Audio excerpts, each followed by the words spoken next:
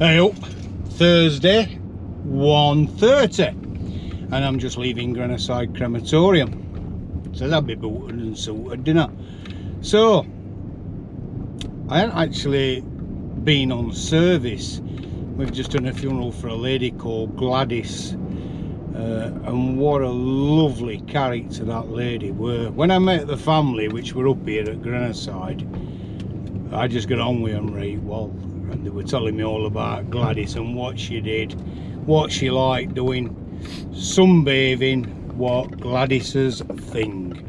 She loves sunbathing. She was in her 80s when she passed, but her grandkids, she loves baking with her grandkids, she loved holidays, she loved family, and she was an hard working woman.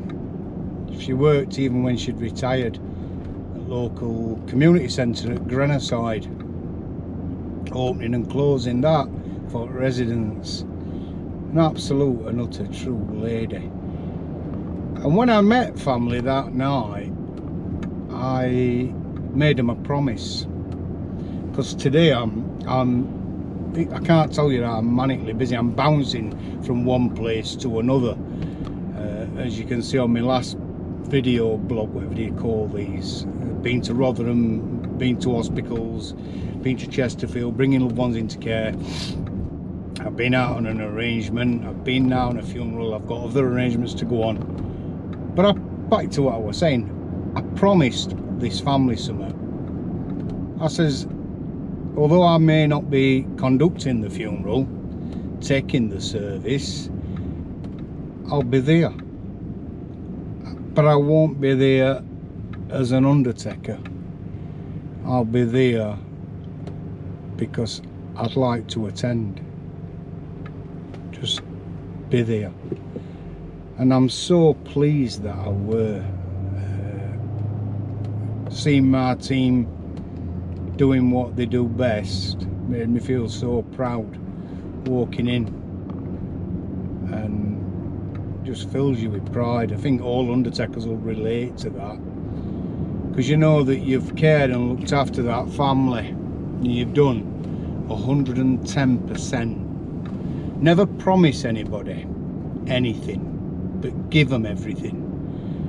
If I make a promise, I never go back on it. Never ever will I go back on a promise, because it's your word.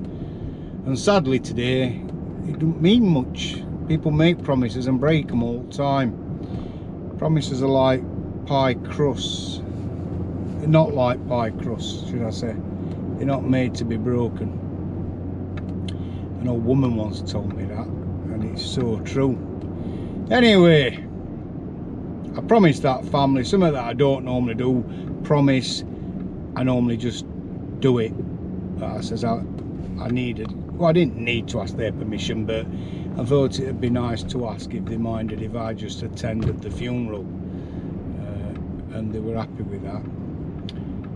We had Karen, because Karen has got a wheelchair access vehicle, and she's brilliant, she really is.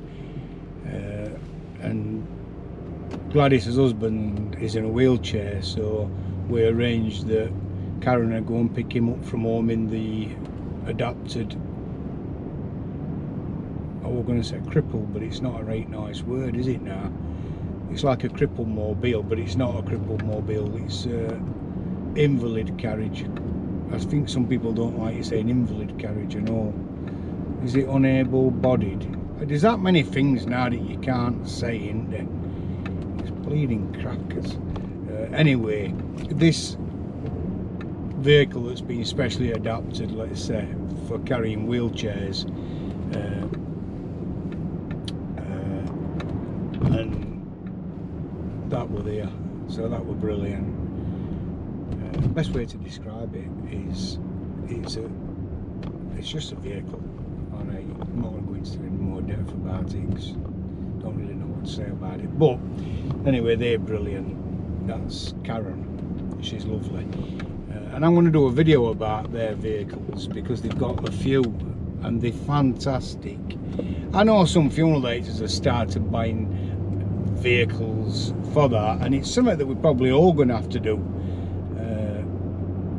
But I don't want to buy a clamped out old car that's been adapted, that they keep a dog in and stuff like that. Do you know what I mean?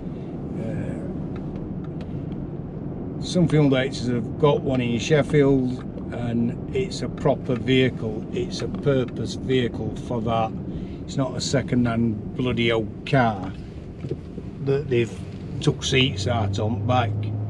There is some of them knocking about. They're not made for purpose. That vehicle I've just used has got a proper ramp, proper electric ramp thing on it. Anyway, back to what I'm doing now. So I'm going to go back to our premises. I'm going to grab my case, man in a case, and I'm going to be out meeting families, arranging funerals. Busy old day.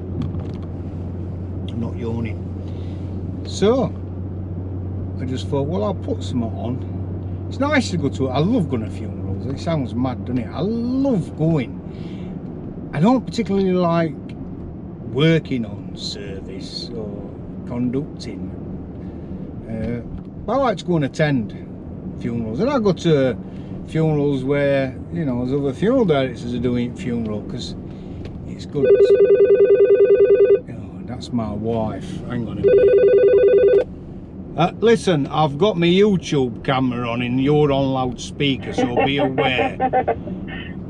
What do you want? A bag of chips bringing back or something?